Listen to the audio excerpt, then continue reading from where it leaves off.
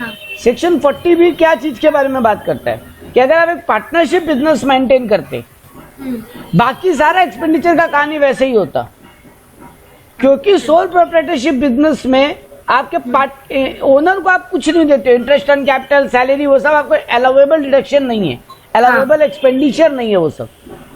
लेकिन partnership business में partner को सैलरी, इंटरेस्ट ऑन कैपिटल ये सब देना बनता है। यानी पार्टनर को रेमुनरेशन, पार्टनर को जो भी मिलता है ना, सब जोड़ के एक साथ बात करें उसको रेमुनरेशन बोलते हैं, रेमुनरेशन टू पार्टनर। इसी के ऊपर सेक्शन 40 भी बात करते हैं कि कितना अलाउड और कितना डिसअलाउड, क्योंकि एक्चुअली में कहानी क्या है, बिजनेस के हाथ में टैक्सेबल है प्रॉफिट, और पार्टनर के हाथ में जो पार्टनरशिप फर्म से आता है वो एग्जम्प्ट हो जाता है। क्यों? क्योंकि बिजनेस ऑलरेडी टैक्स दे चुका है ना उस इनकम के ऊपर एक बार। तो फिर पार्टनर को जो डिस्ट्रीब्यूट, आप पीएल एप्रोप्रिएशन जो बनाते थे शुभांगी, मतलब इंडिविजुअल जो टैक्स है, हाँ इंडिविजुअल जो टैक्स है, उसके केस में गवर्नमेंट बोलता है कि ऑलरेडी तो बिजनेस उस नेट प्रॉफिट पे टैक्स दिए, तो ऑलरेडी वहां पर आप एक बार टैक्स दे रही है, फिर यहाँ टैक्स दोगे, वो बनता नहीं है। इसीलिए गवर्नमेंट उसको एक्सक्लूड रखा, लेकिन बोला कि तुम मर्जी है उतना एक्सपेंडिचर माइनस नहीं कर सकते। अच्छा, तो एक लिमिट हम देंगे कि कितना एक्सपेंडिचर तुम बिजनेस में माइनस कर सकते हो। तो उसके लिए गवर्नमेंट कुछ रूल्स बना दिया। देखो वो रूल्स एक एक करके बात करते हैं। पहले बात बोला ये सेक्शन क्या बात कर रहा है, मैं अभी बोल दिया, रेम्यूनरेशन पेड और payable by the firm to its partner are deductible only if the condition mentioned are complied with. One of the condition require that there should exist a legal document which confirm the existence of partnership firm. आपका partnership deed होना जरूरी है। Such legal document should give the firm to power to pay the remuneration to the partner। और उसमें mention होना चाहिए कि partner को सैलरी, इंटरेस्ट ऑन कैपिटल मिलेगा कि नहीं मिलेगा। क्योंकि याद है पार्टनरशिप चैप्टर में जब आपने पढ़ते थे, अगर साइलेंट होता था इन सब मैटर में तो मिलता ही नहीं था। तो वहां यहाँ पर भी वही पहला क्राइटेरिया वही रख दिया कि आपका पार्टनरशिप डीड होना चाहिए और डीड में मेंशन होना चाहिए कि पार्टनर को कितना सैलरी, कितना कमीशन, क्या मिलेगा और क्या नहीं मिलेगा। ठीक है, नहीं मेंशन होगा तो फिर नहीं मिलेगा, तो फिर यहाँ भी आपको पूरा माइनस, कुछ भी माइनस करने नहीं मिलेगा। A copy of such legal document is also required to file at the time of submission of income tax return। ये ठीक है, आप जब रिटर्न फाइल करते हो आपको अपना पार्टनरशिप डीड का कॉपी जमा देना पड़ता है। ठीक है। लेकिन अभी ऑनलाइन रिटर्न फाइलिंग होता है तो उसमें सब डॉक्यूमेंट अटैच नहीं होता। पहले जब फिजिकली रिटर्न फाइल होता था तो हम लोग डॉक्यूमेंट का कॉपी साथ में स्टेपलर करके दे देते थे, बट यहाँ नहीं दे सकते। तो यहाँ पर क्या होता है, बाद में डिपार्टमेंट मांगता है अगर स्क्रूटनी में तो आप देते हो, तो वो अलग बात हो गया। लेकिन ये कुछ पहले तो क्राइटेरिया रख दिया जो कि नॉर्मल था। अब आते हैं क्वेंटम ऑफ डिडक्शन। पहला बोला इंटरेस्ट ऑन कैपिटल के बारे में, तुम मैक्सिमम 12% दे सकते हो, rate as per partnership deed और 12% व्हिचएवर इज लोअर। और वो भी सिंपल इंटरेस्ट बेसिस पे, कंपाउंडिंग नहीं, इंटरेस्ट पे इंटरेस्ट नहीं होगा फिर। तो ये पहला तो रूल बना दिया इंटरेस्ट ऑन कैपिटल के लिए 12% या फिर as per deed whichever is lower. अच्छा, ये सब पार्टनर के लिए, वो वर्किंग पार्टनर हो, स्लीपिंग पार्टनर हो, वो सब कहानी यहाँ नहीं है, सब पार्टनर का जोड़ के बात हो रही है। नहीं, एनी पार्टनर, सॉरी, एक पार्टनर का बात हो रही है, हर पार्टनर को इंडिविजुअली देखना होगा। ये मतलब आप और हम दोनों पार्टनर हैं। शुभांगी को भी इंटरेस्ट ऑन कैपिटल मिलेगा रेट एज पर डीड और 12% व्हिचएवर इज लोअर, नीरज को भी मिलेगा। ओवरऑल टोटल 12% नहीं है, इंडिविजुअली है। ठीक है। और अब आते हैं सैलरी, बोनस, कमीशन और एनी अदर रेम्यूनरेशन, बाकी सबको एक क्राइटेरिया में रख दिया। अच्छा, ये सिर्फ वर्किंग पार्टनर को मिलना चाहिए, ये स्लीपिंग पार्टनर को अलाउड नहीं होगा, क्योंकि सैलरी, बोनस, कमीशन तभी मिलेगा जब काम कर रहे हो। तो आप काम ही नहीं करो, वर्किंग पार्टनर ही नहीं हो, तो फिर आपको क्यों मिलना चाहिए सब। इंटरेस्ट ऑन कैपिटल तो हर उस पार्टनर को मिलना चाहिए जो पैसा लगाए। तो फिर तो यहाँ पे स्लीपिंग हो या जो भी हो, क्या फर्क पड़ता है, पैसा तो लगाए। ठीक है। कितना सैलरी, बोनस, कमीशन दे सकते हैं मैक्सिमम, यहाँ स्लैब रेट लिया है लोग, और स्लैब रेट में एक लैंग्वेज ले गया है बुक प्रॉफिट। बुक प्रॉफिट का बात हम लोग करेंगे क्या होता है। बोला कि अगर आपका बुक प्रॉफिट फर्स्ट 3 लाख तक, मान लो आपका टोटल बुक प्रॉफिट, एक बार के लिए एग्जांपल बोलते हैं 5 लाख है, हाँ. तो फर्स्ट 3 लाख पे 90% ऑफ द बुक प्रॉफिट और 1,50,000 whichever is higher, okay. उतना सैलरी दे सकते हो आप. और जो बैलेंस बच गया मेरा 2 लाख और मतलब उतना सैलरी पे हम डिडक्शन मांग सकते हैं. एकदम देने को तो आप कितना भी दे सकते हाँ, हो. उससे ज्यादा भी दे सकते हैं. हाँ, लेकिन डिडक्शन आपको इतना ही मिलेगा. ठीक है. और बैलेंस 60%, बैलेंस जो प्रॉफिट बच गया, बैलेंस जो वो बच गया, क्या बोलते हैं, प्रॉफिट, हाँ, बुक प्रॉफिट, उसका 60% आप सैलरी रेम्युनरेशन के ऊपर डिडक्शन क्लेम कर सकते हो. ठीक है. तो 90% या 1.5 लाख, फर्स्ट 3 लाख तक स्लैब लग गया. हाँ. लेट्स से एग्जांपल मेरा बुक प्रॉफिट 2.5 लाख है. हाँ. तो 2.5 लाख का 90, क्योंकि 2.5 लाख यानी फर्स्ट 3 लाख के अंदर ही रह गया वो. तो हाँ. तो 2.5 लाख अगर फर्स्ट 3 लाख के अंदर ही रह गया तो 90% of 2.5 lakh whichever is higher. और 1.5 lakh whichever is higher. तो 90% ऑफ 2.5 लाख कितना होगा? 2.5 लाख इंटू 0.9, 2,25,000. हाँ, तो वही. तो 2,25,000 आप दे सकते हो. हाँ. और अगर मान लो मेरा बुक प्रॉफिट 1 लाख होता, ओके. 1 लाख का 90% 90,000. हाँ, तो 1,50,000. हाँ, तो हम पहला ही स्लैब में रह गया. और अगर मेरा बुक प्रॉफिट 5 लाख होता तो पहला 3 लाख पे 90% और 1.5 lakh whichever is higher, तो 3 लाख का 90% हो गया 2,70,000. हाँ. और रिमेनिंग जो 2 लाख बचा उसका 60%. 60%. हाँ, तो ये आपका देने का क्राइटेरिया. हाँ.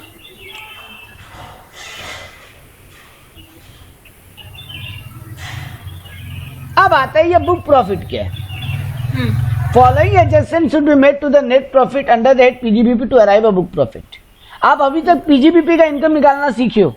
हाँ. पीजीबीपी के हिसाब से नेट प्रॉफिट कैलकुलेट करना सीख गए. कुछ एक आइटम को ऐड बैक कर दो एक्सपेंडिचर को, हाँ, जो अलाउड नहीं है. कुछ एक एक्सपेंडिचर जो अलाउड है लेकिन हम माइनस नहीं किए तो माइनस कर लो. हाँ. कुछ एक इनकम जो अलाउड नहीं है अगर ऐड किया हुआ तो उसको हटा दो. कुछ एक इनकम जो अलाउड है लेकिन ऐड नहीं किया हुआ तो ऐड बैक कर लो. कुछ एक इनकम है जो इस हेड का नहीं माना जाता तो माइनस, उसको माइनस कर लो. कुछ एक इनकम है जो इनकम के रूप में टैक्सेबल ही नहीं है, उनको भी हटा लो, जैसे डिविडेंड फ्रॉम इंडियन कंपनी. हाँ. तो ऐसे करके हम लोग 5-6 क्राइटेरिया पढ़े हैं. तो वो ऐड बैक एडलेस करने के बाद जो आता है उसको बोलते हैं net profit under the head PGBP. हाँ. अब आगे क्या बोला, तो देखो पहला 5 पॉइंट पढ़ लेते हैं. पहला पॉइंट 1-2 पॉइंट ना वही बात किया जो हम लोग ऑलरेडी कर लिए. देखो क्या बोला, only income the head PGBP to be taken after including all income and deduction all eligible expenditure. मतलब वही बोला कि सारा अलाउड इनकम और अलाउड एक्सपेंडिचर को इम्पैक्ट में लेने के बाद जो प्रॉफिट है, ठीक है, सिर्फ अलाउड, मतलब डिसअलाउड वालों को रिवर्स करो. हाँ. वो करने के बाद जो आया, देखो इसीलिए फ्रॉम सेक्शन 30 to 38 जो हम लोग पढ़े. हाँ. अब बोला interest on capital is allowed to take only to the extend of its permissible limit under 40B, जो कि 12% है. हाँ, जितना डिडक्शन मिलेगा. तो आप तो ऑलरेडी नेट प्रॉफिट तक पहुंचने के लिए इंटरेस्ट ऑन कैपिटल माइनस किए ही होगी. हाँ. तो आपके पास 2 तरीका है, या तो पूरा इंटरेस्ट ऑन कैपिटल पहले ऐड बैक कर दो जो पार्टनर को दिए. हाँ, सिर्फ और 12%. फिर जो फाइनली बुक प्रॉफिट है उसका 12% निकाल के माइनस कर लेना. या फिर आप एक काम कर लो कि जितना एक्सेस है वही ऐड बैक कर लो. ओके. आपका जो मन में आए वो कर लो आप.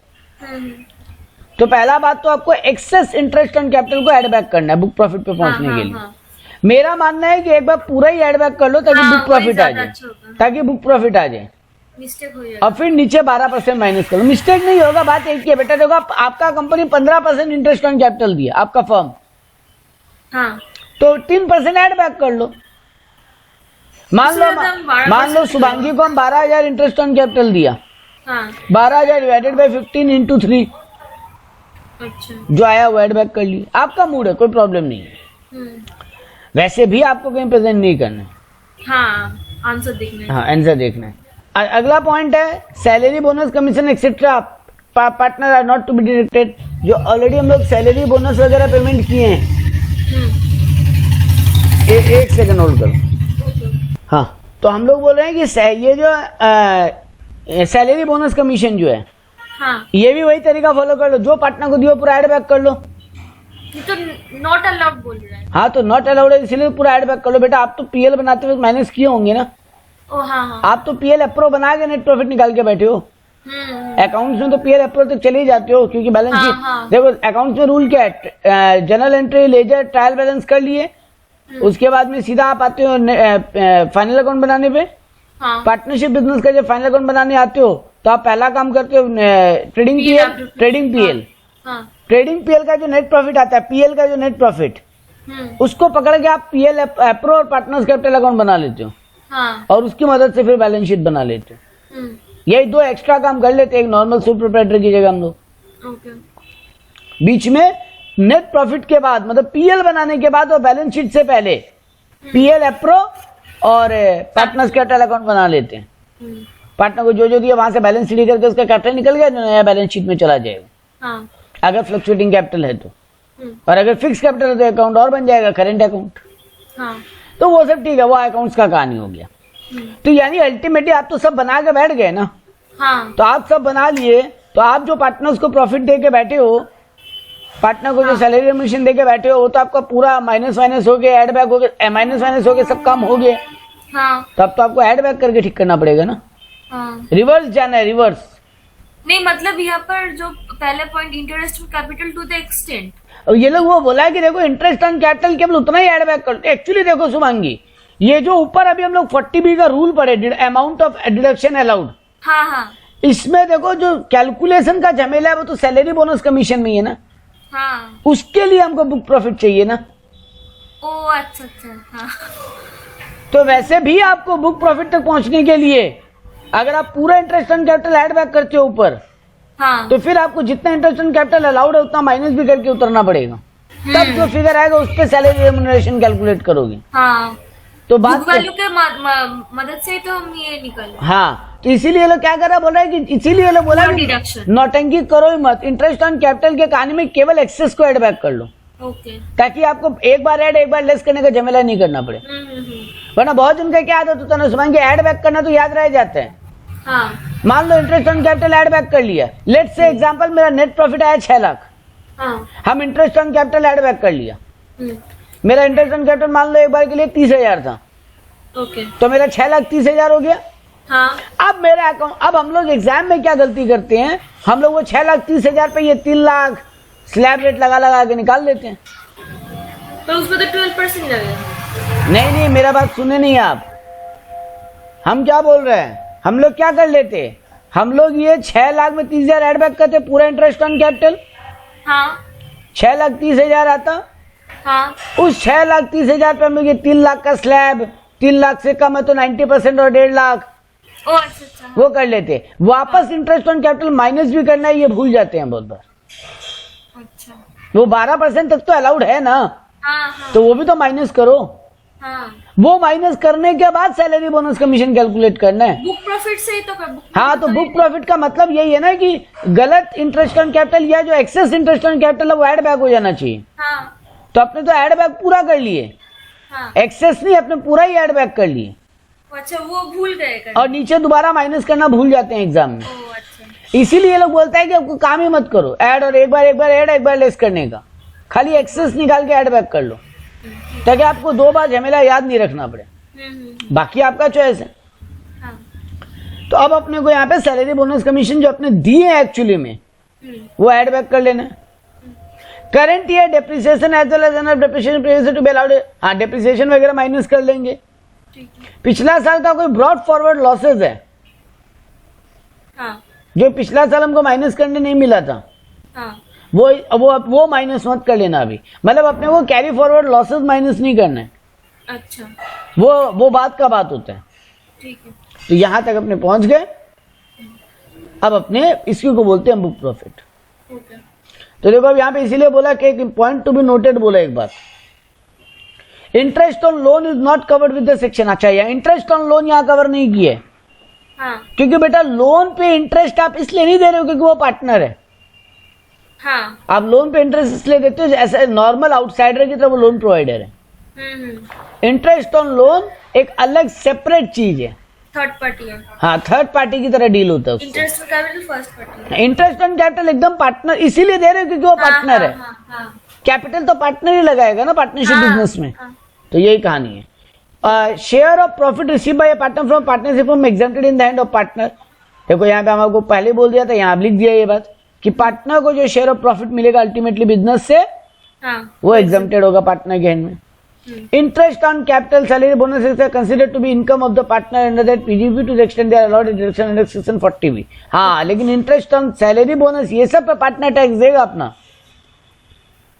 डिडक्शन यहाँ डिडक्शन ले लिए, हाँ बेटा यहाँ आप माइनस करवा लियो, हाँ तो पार्टनर के हाथ में तो टैक्सेबल करना पड़ेगा ना।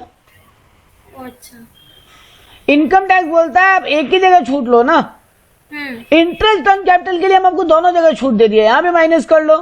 सॉरी प्रॉफिट जो है पार्टनर, एक मिनट गलती हो गया मेरा, प्रॉफिट जो मिल रहा है पार्टनर को, नेट प्रॉफिट का बंटवारा, पार्टनर को क्या क्या मिलता है, पीएल एप्रो का अगर स्ट्रक्चर याद करें हम लोग, एक पार्टनर को क्या क्या मिलता है, interest on capital, salary bonus, हाँ, नेट प्रॉफिट में हिस्सा, हाँ, जनरली ये तीन ही चीज मिलता है। हाँ, तो देखो बेटा salary bonus interest on capital ये बिजनेस को माइनस करने मिल गया अपने नेट प्रॉफिट से, हाँ, तो बिजनेस का नेट प्रॉफिट कम हो गया। हाँ, बिजनेस का जब नेट प्रॉफिट कम हो गया तो बिजनेस को टैक्स कम देना पड़ा, हाँ, तो पार्टनर को बोला तुम टैक्स दो, छोड़ा कहीं पे भी नहीं शुभांगी, अच्छा वो तुम्हारा सैलरी हेड और ये सब हेड में जाकर टैक्सेबल हो गया।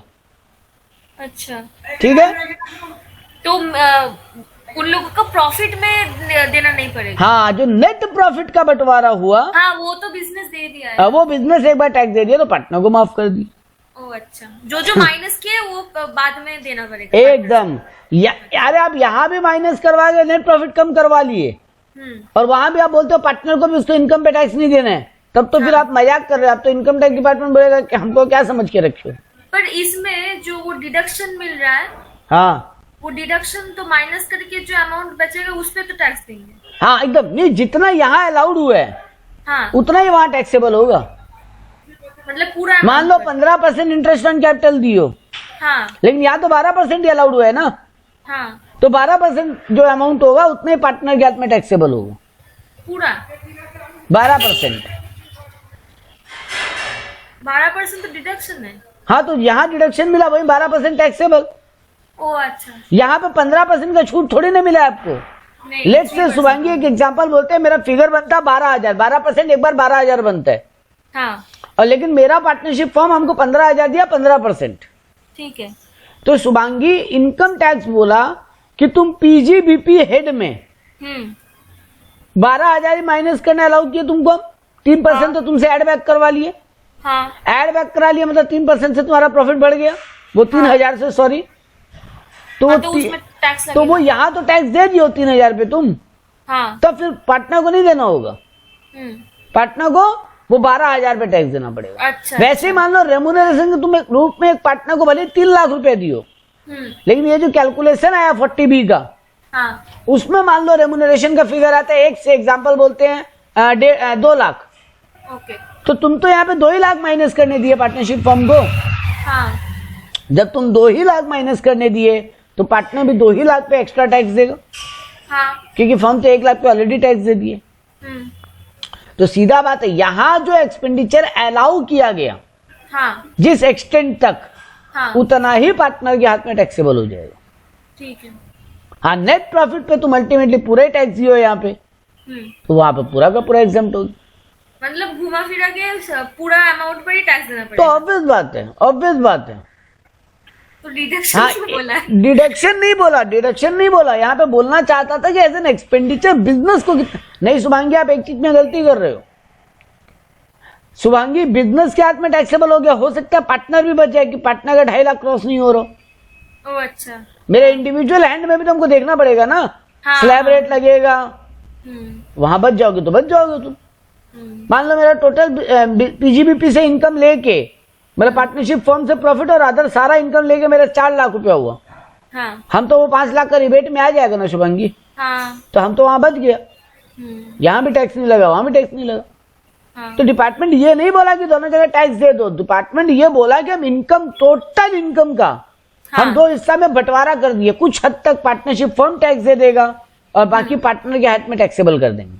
ठीक है, तो क्या क्या पार्टनर के हाथ में टैक्सेबल, क्या क्या फर्म के हाथ में टैक्सेबल, हाँ, कहानी वहीं पे बांट दी है। अब जिसका जो टैक्स बनता है, तो क्योंकि पार्टनरशिप फर्म को स्लैब रेट नहीं मिलता, तो फर्म 30% टैक्स दे देगा, हाँ, और पार्टनर के हाथ में स्लैब बनता है इंडिविजुअली, वो देखेगा उसका इनकम किस स्लैब में फॉल कर रहा है, कहाँ फॉल कर रहा है।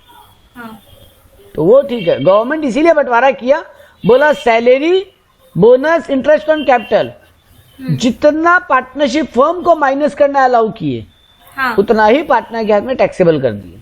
ठीक। और नेट प्रॉफिट पे क्योंकि पार्टनरशिप फर्म टैक्स दे दिया है तो पूरा पार्टनर के हाथ में एग्जम्प्ट कर दिया। हाँ यही कहानी, ठीक है। हाँ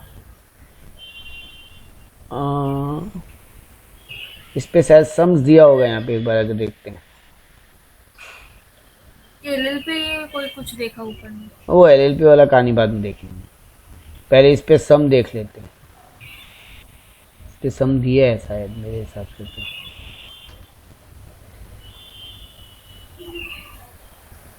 नहीं दिया है तो कोई बात नहीं, मेरे पास है पीजीबीपी का सम, वो खोल लेते और मेरे एमसीक्यू में भी रहेगा। हैं। देखो, ABC are partners of always better company, okay they receive following enrolments, salary paid to A B and C are 3,000, 2,000, 2,500 per month respectively. हाँ मतलब 36,000, 24,000 और 25,000 नहीं, 2,500 to 10, 25,000, 37,000 नहीं, कितना हुआ, 30,000, 30,000, 36,000, हाँ 24,000 एंड 30,000। हाँ कमीशन भी दिया आप ए और बी को 5,000, 3,000 पर मंथ, मतलब 60,000 और 36,000। सी को फीस मिला है 2,000। ओके तो ये आप तीनों पार्टनर को पेमेंट है पूरा ईयर में। हाँ net trading profit of the firm, मतलब ये आपका बता रहा है एज पर अकाउंट्स, हाँ after charging remuneration to partner, मतलब पार्टनर को पेमेंट करने के बाद 3 लाख रुपया बचे। ठीक है। तो हमको अगर बुक प्रॉफिट पे जाना है तो जो जो पार्टनर को दिया वो एड बैक करना पड़ेगा, हाँ जो जो अलाउड है वो माइनस करना पड़ेगा, तब हम उस फिगर तक पहुंच सकते हैं। हाँ ठीक है, चलो। अब मेरे को बोला which includes income from house property 30,000, तो ये तो सबसे पहले ही माइनस करना पड़ जाएगा। मेरे बिजनेस का नेट प्रॉफिट 3 लाख है, उसमें 30,000 एक रेंट फ्रॉम हाउस प्रॉपर्टी है, ओके तो वो माइनस करना पड़ेगा, वैसे भी बिजनेस हाँ, इनकम हाँ। नहीं है।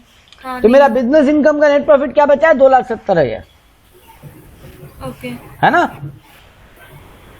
3 लाख से 30,000 माइनस करेंगे हाँ, ना, हाँ हाँ 2,70,000। क्योंकि हमको अदर सोर्स का इनकम या दूसरा हेड का इनकम तो हटाना पड़ेगा। तो मेरा एज पर इनकम टैक्स हाँ जो जो एक्सपेंडिचर अलाउड डिसअलाउड है पहले वो ठीक कर लेना है, हाँ क्योंकि हमको as per PGBP net profit चाहिए और फिर ये रेम्यूनरेशन का काम होगा। हाँ तो देखो यहाँ पे लिखा remuneration as per income tax 2,70,000, हाँ ठीक है। नहीं एक मिनट, बुक प्रॉफिट निकालने के लिए लोग ऐड बैक नहीं किया, ऐड किए तो नीचे में नहीं नीचे में 3 लाख क्यों रखा, बुक प्रॉफिट निकालना था तो 30,000 माइनस करना था ना, वो बाद में किए है, less income from house property. अच्छा ठीक है, एक ही बात है।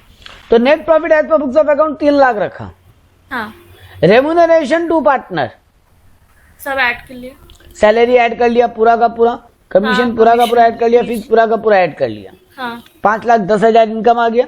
हाँ अब income from house property minus कर लिया, तो बात तो एक ही था, ठीक है। तो 4,80,000 मेरा बुक प्रॉफिट आ गया। हाँ अब यहाँ पे इंटरेस्ट ऑन कैपिटल कुछ था नहीं, वरना वो भी 3% एक्सेस ऐड बैक कर लेते, हाँ या अगर पूरा जितना भी दिया उतना ऐड बैक करके 12% माइनस कर लेते। हाँ चलो ठीक है, बुक प्रॉफिट आ गया 480। अब क्या किया देखो, कैलकुलेशन किया अलाउेबल रेम्यूनरेशन का, वो ऊपर में किया। First 3 lakh of book profit 90%, हाँ तो 2,70,000 और 1.5 lakh whichever is lower, 2 lakh whichever is higher, sorry, 2,70,000 मिल गया। बैलेंस कितना बचा, 180, हाँ 1,80,000 जाएगा 60%, 1,08,000, तो आपको 3,78,000 एज ए रेम्यूनरेशन माइनस करना अलाउड है, ठीक है। और आप खाली 2,10,000 किए थे। हाँ फिर आप कितना माइनस किए हो टोटल, ओ हाँ 2,10,000, हाँ तो उतना ही है, तो remuneration। दोनों में विच एवर इज लोअर वो अलाउड होगा।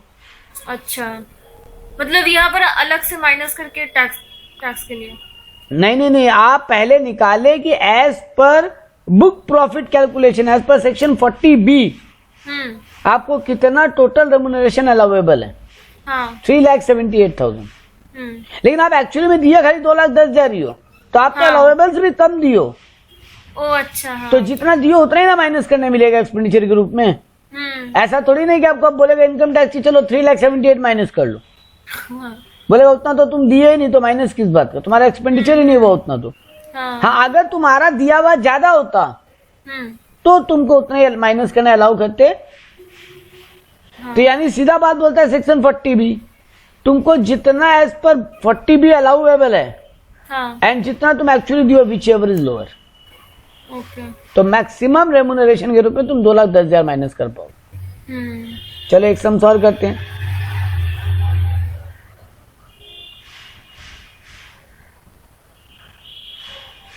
जी ये बात तो नोट्स में नहीं था कि जितना रेमुनरेशन दिए हो और देखते हैं, होना चाहिए था।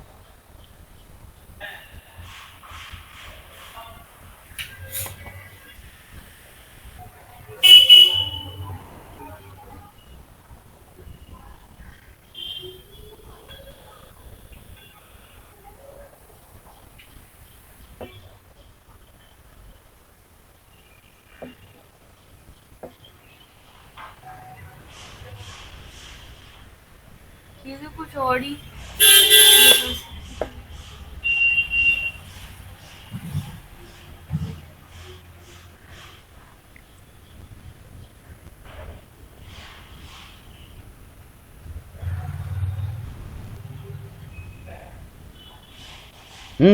एक बात आप गौर नहीं किया, ऊपर हेडिंग देखो, मैक्सिमम परमिसेबल डिडक्शन है, मतलब मैक्सिमम तुमको इतना मिल सकता है, अच्छा, मिनिमम नहीं बोला है। तो जब मैक्सिमम इतना मिल सकता है मतलब ये बोलना चाहते हैं कि अगर उससे कम दियो तो जितना दियो उतना ही मिलेगा। समझे बात? ये रेट ऑफ इंटरेस्ट के समय पर भी वैसे सब पे ये रेट ऑफ इंटरेस्ट अलग कैलकुलेट करोगे इसी फॉर्मूला से, हाँ, और उसके बाद में ये बाकी रेमुनरेशन ऐसी वो स्लैब रेट से कैलकुलेट करोगे, हाँ, दोनों जोड़ के देखोगे आप एक्चुअली में कितना दियो, ओके, उतना ही अलाउड होगा। चलो एक सम सॉल्व करते हैं। ABC are partners in ABC and company, interest on capital allowed is 16% per annum. ये इंटरेस्ट ऑन कैपिटल का सम है। इंटरेस्ट ऑन कैपिटल आप दियो 16%, ए को 16,000, बी को 8,000, सी को 32,000। अब आपको बोला interest treatment in the hand of firm as under. नहीं देखो ये दूसरा चीज सिखाया आपको, ये आपको सिखाया कि देखो अलाउएबल कितना था 12%। हाँ, तो अगर 16,000 16% है तो 12% 12,000 होगा। हाँ, तो देखो अलाउएबल में लिखा 12,000, हाँ, पार्टनर ए के नाम पे, रिमेनिंग डिसअलाउड हो जाएगा। ओके, वैसे बी के हाथ में भी 6,000, रिमेनिंग 2,000 डिसअलाउड, सी के हाथ में 24,000 अलाउएबल, बाकी 8,000 डिसअलाउड। ठीक है। और ये जो अलाउएबल हुआ 12, 6 और 24, हाँ, उतना ही पार्टनर के हैंड में टैक्सेबल हो जाएगा, नीचे वाला लाइन में लिखा। अच्छा, देखो accordingly in the hand of partner taxable 12, 6 और 24। ये बात आपको जो नोट्स पढ़ाते वक्त सिखा दिया था। ये बात डिडक्शन मिलेगा उतना टैक्सेबल हो जाएगा पार्टनर के हाथ में। पार्टनर के हाथ में पूरा 16,000 टैक्सेबल नहीं किया, पूरा 8,000 टैक्सेबल नहीं किया, पूरा 32,000 टैक्सेबल नहीं किया, सिर्फ 12%। हाँ।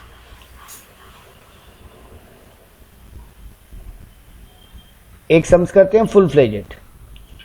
देखो Uttar and Dakshin are partner of PP traders, following are the particular details given below. आपको पीएल अकाउंट बना के दिया है उसका पूरा, सेल दिया है 13 lakh, interest on drawing Uttar और दक्षिण का 2,000 3,000, cost of goods sold 3 lakh, bonus paid to employ 50,000, interest on loan taken from bank 45,000, other expense 40,000। अब देखो सैलरी दियो उत्तर को 2,44,000, दक्षिण को 4,88,000। इंटरेस्ट ऑन कैपिटल 15% करके दियो आप, 4,500 और 6,000। डिप्रिसिएशन 40,000 है as per accounts, as per accounts, ये बात ध्यान रखना, एज पर अकाउंट से ही। और आपका अल्टीमेट नेट प्रॉफिट आया बिजनेस का 87,500। अब आपको कुछ एडजस्टमेंट दिए, depreciation allowed as per section 32, मतलब एज पर इनकम टैक्स बोल जाए 30,000 अलाउड है, ठीक है। During the last year firm has incurred loss of 8,50,000 which include unabsorbed depreciation of 50,000। Okay, last year company को 8.5 लाख का लॉस हुआ है, कैरी फॉरवर्ड ऑफ लॉस है, मतलब नॉट अलाउड है। ये अलाउड है लेकिन आपको बुक प्रॉफिट कैलकुलेट करने के लिए नहीं। हाँ, लेकिन वो जो 50,000 डेप्रिसिएशन है वो अलाउड है। क्या अनएब्सॉर्ब डेप्रिसिएशन पिछला साल का। अच्छा, interest on loan taken from the bank is yet to be paid. Interest on loan जो बैंक से लिए तो अब तक चुकाए नहीं है, तो इंटरेस्ट आपका allowable on the cash basis होता है, चुकाए हो तो छूट मिलेगा, नहीं तो नहीं। हाँ, तो यहाँ पे चुकाए नहीं हो तो इनकम टैक्स बोलता है वो भी एड बैक करो। और बुक प्रॉफिट में तो इंटरेस्ट लोन नहीं आता है ऐसे। अरे ये पार्टनर का नहीं है, ये बैंक का लोन है बेटा। आप मिक्स कर रहे हो शुभांगी दो चीज को। नहीं, बुक प्रॉफिट जब करेंगे, बुक प्रॉफिट वही तो आप मिक्स कर रहे हो शुभांगी। बुक प्रॉफिट कैलकुलेट करते समय पार्टनर को क्या दिए, पार्टनर को क्या दिए वो देखना है। हाँ, पार्टनर को जो इंटरेस्ट ऑन लोन दिया वो बुक प्रॉफिट कैलकुलेट करते समय नजरअंदाज करना है, नहीं देखना है। अच्छा, ये तो आउटसाइडर को जो है, बैंक को चुका रहे हो। यहाँ पर क्या करना पड़ेगा? वही तो हम बोले, आप दो चीज को मिक्स कर रहे हो। आप खाली पार्टनरशिप बिजनेस के एंगल से सोच रहे हो। पहला काम क्या करना है शुभांगी, हमको as per PGBP net profit निकालना है। तो उसमें इंटरेस्ट ऑन लोन के लिए क्या कहानी बोला जाता है, इंटरेस्ट के लिए हाँ, जितना पे किया उतना माइनस। हाँ, जितना पे किया उतना ही माइनस करने मिलेगा। तो पहले शुभांगी वो ट्रीटमेंट ठीक करो, वो जो 87,500 नेट प्रॉफिट दिखाई दे रहा है ना एज पर पीएल, हाँ, पहले उसको ठीक करके एज पर पीजीबीपी पीएल निकालो। अच्छा, उसके बाद में वो पार्टनर को जो लेन देन किया वो देखना है। अच्छा, हाँ, पार्टनर को अगर यहाँ पे इंटरेस्ट ऑन लोन दिए होते वो भी उसका ट्रीटमेंट नीचे में बुक प्रॉफिट निकालते समय इग्नोर करते। हाँ, हाँ, हाँ, लेकिन पीजीबीपी का नेट प्रॉफिट निकालते समय इग्नोर थोड़ी ना कर दोगे, नहीं, तो जितना इंटरेस्ट पेड किया उतना ही अलाउेबल होगा। तो देखो अब यहाँ पे 87,500 मेरा प्रॉफिट है। हाँ, हमको इसमें क्या क्या करना है, पहले एड बैक, ऊपर से आओ, cost of goods sold add back करना है, नहीं करना है, नॉर्मल खर्चा है। Bonus to employ add back करना है, नहीं करना है। Interest on loan taken from bank 45,000 जो अब तक चुकाए नहीं है, एड बैक करना है। हाँ, अदर एक्सपेंस 40,000 कुछ नहीं करना है। सैलरी टू पार्टनर उत्तर दक्षिण दोनों एड बैक नहीं करना है। हाँ, करना है एड बैक। अच्छा ठीक है, आप पहले बुक प्रॉफिट नहीं निकाल रहे हो। हाँ ठीक है, ठीक है, ठीक है, ठीक है, नहीं करना है। चलो, इंटरेस्ट ऑन कैपिटल भी एड बैक नहीं करना है। हाँ, डिप्रिसिएशन एड बैक करना है। हाँ, तो आपका 87,500 में 40 एड बैक होगा और आपका 45 एड बैक होगा। 40 डिप्रिसिएशन और 45 इंटरेस्ट ऑन लोन, हाँ, ये दोनों एड बैक हुआ। और depreciation as per income tax minus करोगे 30,000, हाँ, तो आपका, और depreciation as per unabsorbed depreciation वो भी माइनस करोगे 50,000, तो ये भी आप माइनस कर लिए। ठीक है। अब आपका ultimately net profit as per PGBP आ गया। हाँ, अब आप उसमें interest on salary to partner को एड बैक करोगे पूरा, हाँ, और इंटरेस्ट ऑन कैपिटल 3% एक्स्ट्रा जो इंटरेस्ट ऑन कैपिटल है। क्योंकि देखो बेटा, एक चीज आप जो बोले थे ना पूरा एड बैक करके माइनस कर लेंगे नीचे में, वो यहाँ नहीं कर पाओगे क्योंकि आपको पार्टनर का कैपिटल ही नहीं पता। आप पूरा 12% निकालोगे किस पे, तो आपको यहाँ पे बैक कैलकुलेशन मेथड यूज करना ही पड़ेगा। ओके, तब आपको ये करना ही पड़ेगा। 4,500 15% है तो 3% कितना होगा, हाँ, हाँ, हाँ, और वैसे ही 6,000 15% है तो 3% कितना होगा। तो वो 3% निकाल के एड बैक कर लो खाली। ठीक है। और उसके बाद में वो आ गया आपका नॉर्मल बुक प्रॉफिट। अब उसके बाद में वो 3 लाख और वो 60% 90% वाला स्लैब लगा लो 40B का। ठीक है। यहाँ पर इंटरेस्ट ऑन ड्राइंग का कुछ काम नहीं होगा ना? नहीं, इंटरेस्ट ऑन ड्राइंग को कुछ भी एड बैक नहीं करना, ठीक है, क्योंकि वो तो आप पार्टनर से ले रहे हो उल्टा। तो यहाँ पे तो कोई बात, वो तो बिजनेस का एक तरीके से इनकम हो गया, हाँ, तो उससे तो कोई मतलब ही नहीं है। तो चलो अब यहाँ पे हम लोग सॉल्यूशन देखते हैं। तो ये देखो, पहले वही किया, computation of remuneration allowable to the partner. देखो बुक प्रॉफिट ही निकाला डायरेक्ट। तो देखो क्या क्या 87,500 में salary to partner add back कर लिया। अच्छा, बुक प्रॉफिट निकल रहा है। अरे ये लोग एक ही बात तो हो गया बेटा, आप 2 बार कैलकुलेशन करोगे। एज पर पीजीबीपी भी जो डिसअलाउड है उनका भी इफेक्ट ले लो, हाँ, और एज पर 40B भी जो डिसअलाउड है उनका भी इफेक्ट लेके आपको तो अल्टीमेटली बुक प्रॉफिट निकालना है। हाँ, ठीक है ना? देखो समझो, आराम से करो। पहले खाली बुक प्रॉफिट पे ध्यान देना अपने को। ठीक है। तो 87,500 नेट प्रॉफिट एड बैक लिखा, salary to partner add back कर लिया, हाँ, इंटरेस्ट ऑन कैपिटल देखो 3% एक्सेस जो एड बैक कर लिया, हाँ, 2100 एड बैक कर लिया, depreciation as per books of account add back कर लिया, ठीक है, interest on loan taken at disallowed minus कर लिया। नीचे में देखो माइनस कर लिया depreciation as per income tax section 32 और अनएब्सॉर्ब डेप्रिसिएशन भी माइनस कर लिया। ठीक है। तो 8,26,600 बुक प्रॉफिट आ गया। ओके। अब आप लगाए अपना स्लैब, ठीक है। अपना स्लैब जब लगाओगे रेमुनरेशन कितना अलाउड होगा? आप एक्चुअल रेमुनरेशन कितना दियो? 7,32,000। हाँ। सिर्फ सैलरी वाला देखना, इंटरेस्ट ऑन कैपिटल को देखने का जरूरत नहीं है, क्योंकि वो गलती आप एक ही बार में सुधार लिए। हाँ। उसका कहानी खत्म हो गया। अब यार 7,32,000 रेमुनरेशन दियो। हाँ। आपको देना कितना चाहिए था? आप इस 8,26,600 पे 40B का स्लैब लगाओ, 3 लाख पे 90%। हाँ। और बाकी बचा 5,26,600, उस पे 60%। ओके। क्या हुआ? कुछ कंफ्यूज हुए? 90% और 1,50,000 whichever is higher। बेटा वो हर बार 1,50,000 से, अगर आपका ये 3 लाख क्रॉस कर रहा है फिगर, बुक प्रॉफिट अगर आपका 3 लाख क्रॉस कर रहा है, हाँ, तो वो 90% हमेशा हायर ही आएगा।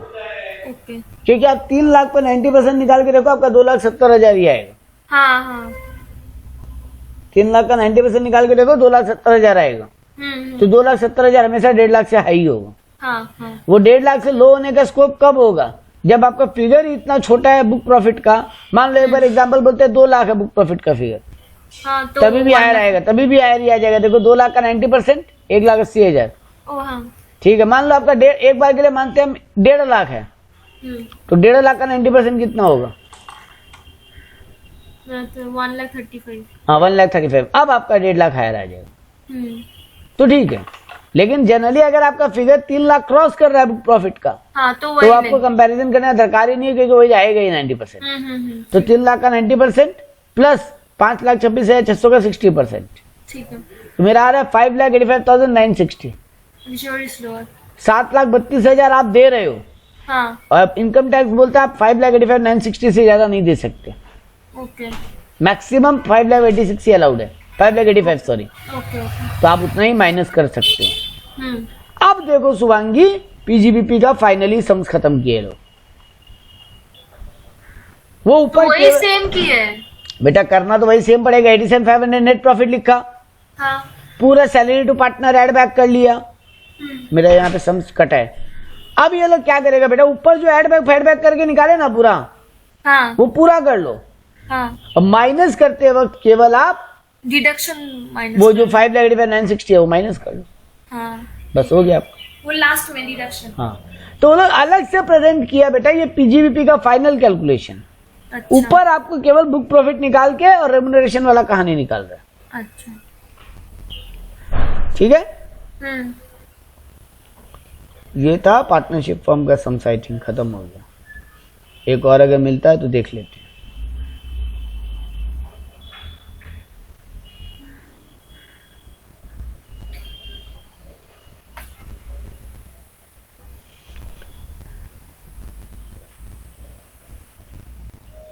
नहीं और नहीं है तो 2 बड़ा सम्स करोगे, फुल फ्लेज था, ठीक तो जिसमें आप पार्टनरशिप नहीं, अदर देन पार्टनरशिप का बात हो रहा है, पार्टनरशिप का कहानी खत्म। है, ओके। चलो 2 बड़ा सम्स और करते हैं, अच्छा सम्स करते हैं।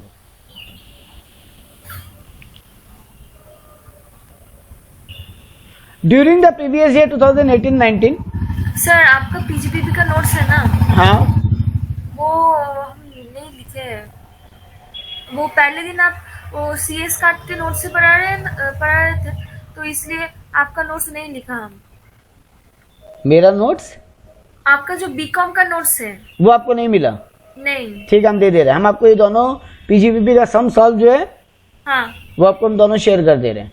इसलिए हम नहीं लिखे, हमारा रिवीजन भी नहीं हुआ है इस चैप्टर का, पहले दिन आप जो पढ़ाए थे। ठीक है, कोई बात नहीं, चलो हम दे देगा आपको, सम आपका हो जाएगा। ओके। चलो आए 2 सम्स और बढ़िया बड़ा बड़ा खत्म कर लेते हैं, तो आपका पीजीबीपी पूरा ही। देखो पार्टनरशिप में इतना ही है बेटा, हाँ, पार्टनरशिप का कहानी खत्म। ठीक है।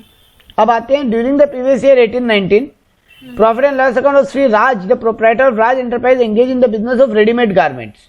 ये बहुत इंपॉर्टेंट वर्ड याद रखना, क्या चीज का बिजनेस कर रहे हैं, क्योंकि इसके अलावा कुछ भी और इनकम होगा, हाँ, तो वो एड बैक हो जाएगा, अच्छा, माइनस हो जाएगा, क्योंकि वो बिजनेस इनकम नहीं होगा फिर।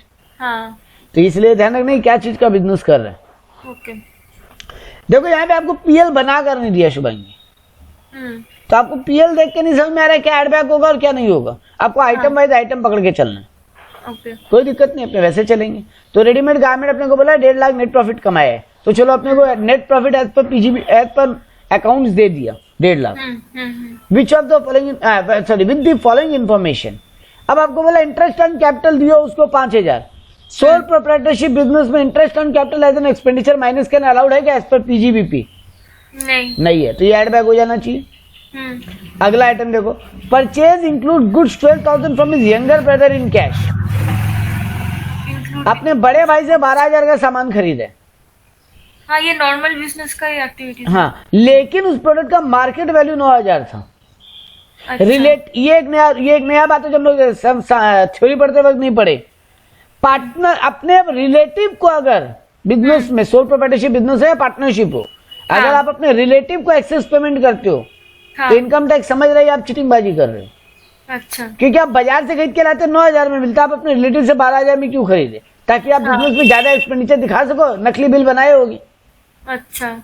इनकम टैक्स ये डाउट करता है कि आप नकली बिल बना लिए होगी। तो 3,000 जो एक्स्ट्रा पेमेंट किया अपने रिलेटिव को वो एड बैक करो, हम अलाउ नहीं करेंगे as an expenditure. Interest paid outside India without deducting TDS, पूरा का पूरा 1 लाख एड बैक हो जाएगा। ओके, है ना, बिना टीडीएस काटे इंडिया के बाद पेमेंट नहीं कर सकते। Penalty to government for non filing of GST return, okay, ये एक टाइप का पनिशमेंट है ना पेनल्टी। तो हाँ, तो नहीं होगा। तो ये अलाउड क्यों हो जाना चाहिए था एज एक्सपेंडिचर, एड बैक करो। पेनल्टी पेड टू कस्टमर, ये इंपॉर्टेंट है, penalty paid to customer for non fulfilling the order, ये बिजनेस का नॉर्मल पेनल्टी है। क्यों? हाँ, बता देते हैं। ये कोई टाइप का पनिशमेंट नहीं है गवर्नमेंट की तरफ से आपको। तो पेनल्टी क्यों लिखा है? पेनल्टी दियो आप क्योंकि आप अपने कस्टमर को, अपने सप्लायर को लेट पेमेंट किए। अच्छा। आप अपने सप्लायर को या कस्टमर को लेट पेमेंट किए पैसा, तो आपको लेट पेमेंट का फाइन आपसे चार्ज नहीं लेगा। अच्छा। आपके साथ उसका एग्रीमेंट हुआ होगा कि अगर लेट पेमेंट करोगे तो यस, वन टाइप ऑफ। तो इसीलिए ये बिजनेस का नॉर्मल एक्सपेंडिचर है। ओके। बैड डेप्ट 1 lakh, money has been advance for purchasing of building, उससे कोई फर्क नहीं पड़ता, 1 लाख का लॉस है ही। एक्सपेंडिचर के रूप में अलाउड होना चाहिए, इसको कोई ट्रीटमेंट नहीं होगा, नहीं करेंगे। रेवेन्यू सॉरी कहाँ गया, हाँ, revenue expenditure on promoting family planning among the employees, ये नॉर्मली तो है, नॉर्मल खर्चा है। और एक बात और है, इसका 150% छूट मिलेगा। हाँ, वो कंट्रीब्यूशन में। हाँ, ये 150% छूट मिलेगा। 10,000 खर्चा क्यों, 15,000 छूट ले लेना। अच्छा। Premium paid on health of the employ 6,000 in cash, ये हम आपको बार बार बोला था 80D पढ़ाते वक्त भी। Medical premium insurance, medical insurance करवाते हो किसी का भी, हाँ, और प्रीमियम कैश में पे करते हो तो डिडक्शन भूल जाओ। ओके। तो यहाँ पर भी देखो, इसलिए हमने कैश को राउंड ऑफ करके रखा है। Premium paid on health of relative of his relative 6,000 in cheque, बेटा चेक से दियो, ठीक है, किसके लिए दियो, रिलेटिव के लिए, तो ये भी डिसअलाउड होना चाहिए। हाँ, ये पर्सनल एक्सपेंडिचर हो गया। Employers contribution to recognise provident fund 12,000, ठीक है। 1/2 of the amount is paid after the due date as per relevant act. आप जितना पे किए उतना। हाँ, तो लेकिन एक बात है यहाँ पे बहुत इंपॉर्टेंट, लैंग्वेज और यहाँ के बाद वाला पॉइंट को भी देखना। बोल रहा है कि आप जमा किए आधा अमाउंट लेट, आधा अमाउंट आप लेट दिए, 1/2 of the amount is paid after the due date. लेकिन किसका ड्यू डेट, रिटर्न फाइलिंग का ड्यू डेट से लेट नहीं हुए थे आप। वो जो एक्ट है, प्रोविडेंट फंड का जो एक्ट है, हाँ, उसके हिसाब से लेट हो गया, तो उससे क्या फर्क पड़ता है। आप अपने रिटर्न फाइल करने के पहले जमा दे दिए तो क्लेम कर लो। अच्छा। लेकिन अगर रिटर्न फाइलिंग कर लियो और अभी तक अमाउंट पेड नहीं हुआ, तब फिर नहीं क्लेम कर सकते। तो देखो अगला ही लैंग्वेज में लिखा, employees contribution to RPF 10,000, half of the amount is paid after the due date as per relevant act. ये भी वही गलती है। हाँ, सेम है। हाँ, वैसे बेटा ये तो कुछ होना नहीं चाहिए, एम्प्लॉइज कंट्रीब्यूशन है, ये तो ना आपका इनकम है ना एक्सपेंडिचर है। हाँ, एम्प्लॉय से काटे, गवर्नमेंट को जमा दे दिए, तो ये ना खर्चा है ना कमाई है। Interest on late payment of professional tax 1,000 yet to be paid नहीं किया इंटरेस्ट तो आपको नहीं मिलेगा छूट। Interest on loan from State Bank 10,000, 5,000 not paid till due date of filing of return. Return filing के ड्यू डेट तक अभी तक आधा ब्याज चुकाए नहीं हो बैंक को, ओके, तो जितना चुकाए उतना ही छूट मिलेगा, बाकी एड बैक हो जाएगा। Interest on late refund from income tax department, ये तो इनकम हो गया आपका एक तरीके से। आपको डिपार्टमेंट रिफंड देने में लेट हो गया कोई चीज का, अच्छा। इसलिए डिपार्टमेंट आपको ब्याज दिए, इंटरेस्ट, आपको इंटरेस्ट दिया है डिपार्टमेंट, ओके। ये तो आपका एक तरीके से इनकम हो गया। तो आप इसको अपने पीएल के डेबिट में क्रेडिट में दिखा दिए होगे। हाँ। लेकिन क्या ये आपका बिजनेस इनकम है? नहीं, तो ये क्या हो जाना चाहिए? माइनस। हाँ। अगला आइटम पढ़ो। सेल्स इंक्लूड सेल टू राज, खुद को माल बेचा खुद, पर्सनल है। हाँ, कॉस्ट 8,000 लगा, मार्केट वैल्यू 12,000 है, तो अपने आपको 12,000 में सेल दिखाया होगा। हाँ। सॉरी 10,000 में बेचा है ना, तो ये 10,000 को अपने आप को इनकम तो हो नहीं सकता, नहीं, तो ये 10,000 आपका माइनस हो जाना चाहिए इनकम से। लेकिन 8,000 जो है कॉस्ट, वो एड बैक हो जाएगा। अच्छा। He received 80,000 from a debtor at a time in cash. Cash में नहीं होगा बेटा, कैश में पेमेंट अलाउड नहीं है। रिसीव क्यों नहीं अलाउड है? ओह, अच्छा। उसका बुक्स जो बनेगा आपके डेटर का बुक्स, हाँ, उसमें नहीं होगा, उसको नहीं मिलेगा। तो आप डेटर का बुक थोड़ी बना, तो मिस्टर राज का बुक बना रहे हो, तो इसका कोई ट्रीटमेंट ही नहीं होगा। देखिए हम स्टार देके लिखा, कोई ट्रीटमेंट नहीं होगा। हम लिखा ना नो ट्रीटमेंट, नो ट्रीट। क्यों होगा? आपको डेटर से 80,000 कैश मिला। हाँ। मिला बिजनेस इनकम ही तो है नॉर्मल। तो बिजनेस इनकम है तो आप सेल में एंट्री किए होगे।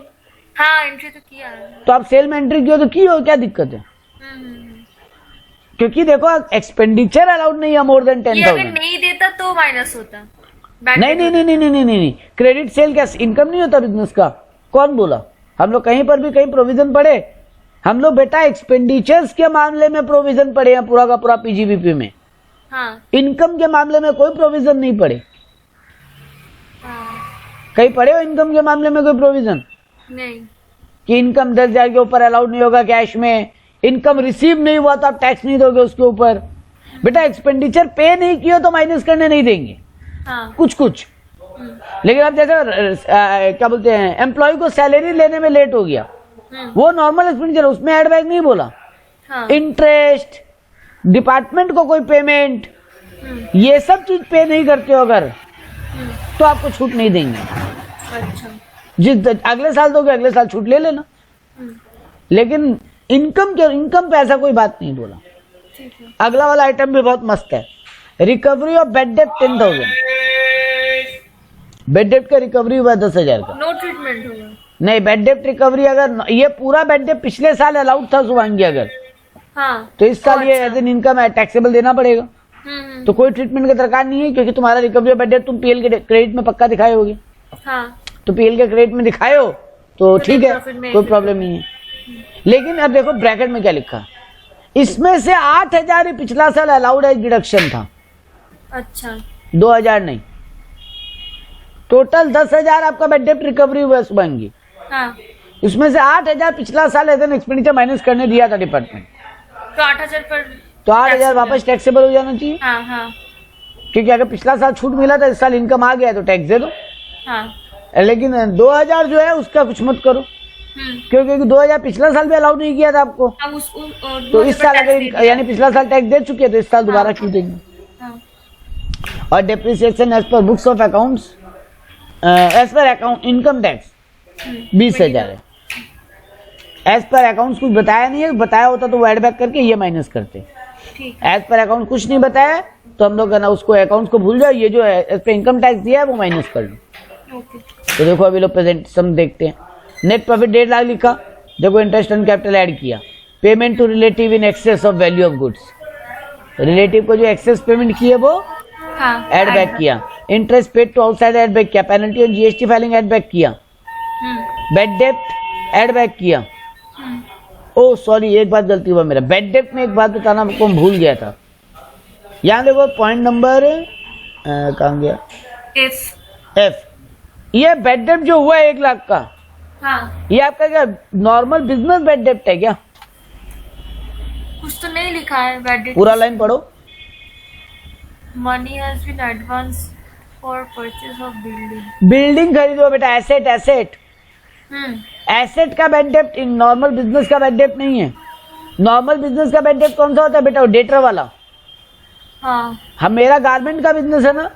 हाँ। गारमेंट बेचते किसी कस्टमर को और वो बैड डेप्ट हो जाता। हाँ। तो वो नॉर्मल होता है। तो वो नॉर्मल होता। लेकिन यहाँ पे क्या गारमेंट किसी को बेची तो और वो पैसा नहीं दिया है क्या? हम बिल्डिंग खरीदने के लिए, एसेट खरीदने के लिए, अगर वो ऐसे बिजनेस पर्पस के लिए यूज हो भले उससे कुछ नहीं होता। अच्छा। आपका रेगुलर बैड डेप्ट अलाउड है, रेगुलर बैड डेप्ट। ओके। ठीक है। तो देखो बैड डेप्ट भी एड बैक कर लिया। देखो premium on health paid in employ in cash add back कर लिया। Premium paid on health of relative add back कर लिया। Employees contribution to RPF add back कर लिया। Interest on loan from State Bank of India extra जो था वो एड बैक कर लिया। खुद को जो माल बेचा 8,000 वो एड बैक कर लिया। क्योंकि उसका इनकम नहीं है, उसका एक्सपेंडिचर नहीं है आपके लिए। अपने आप को जब भी कुछ बेचते हो उससे जो भी इनकम हो वो आपका इनकम नहीं माना जाएगा। बिजनेस का इनकम नहीं माना जाएगा। अपने आप से कोई कमाई नहीं कर सकता। तो फिर इसीलिए उसको इनकम में देखो नीचे 10,000 माइनस किए, सेल टू हिमसेल्फ बोल के, goods withdrawn for personal purpose. और यहाँ 8,000 का जो खर्चा लग गया उस गुड्स के लिए, उसको जब इस इनकम को इनकम नहीं मान रहे तो उस एक्सपेंडिचर को बिजनेस एक्सपेंडिचर भी नहीं मानेंगे। डेप्रिसिएशन एज पे इनकम टैक्स माइनस कर लिया। देखो बैड डेप्ट का रिकवरी 2,000 लेस कर लिया। Income taxable under the head interest on late refund from income tax department, इसको माइनस कर लिया क्योंकि ये बिजनेस इनकम नहीं है। और यहाँ पे आपको पूरा एक एक पॉइंट के ऊपर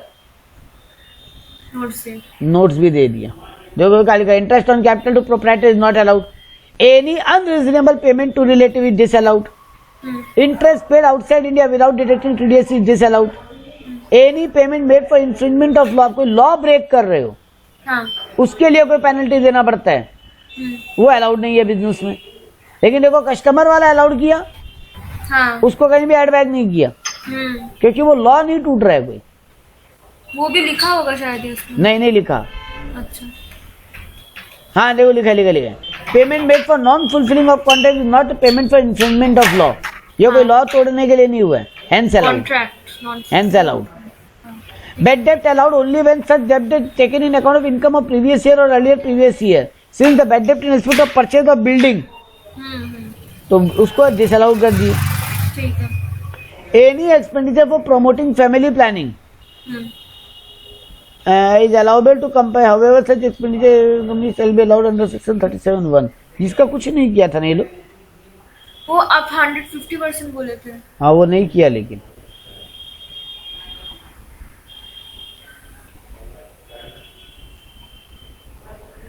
इसका 100% ही होगा। अरे वो है, वो तो साइंटिफिक रिसर्च वाला है ना 150, तो फैमिली प्लानिंग वाला का है, वो साइंटिफिक रिसर्च का है, डोनेशन टू साइंटिफिक रिसर्च। तो यहाँ नॉर्मल जितना फैमिली प्लानिंग किया उतना एक्सपेंडिचर अलाउड होगा, इसलिए उसको एड बैक भी नहीं किया, माइनस भी नहीं किया। उसके अलावा payment of insurance premium health of employees in cheque is allowed.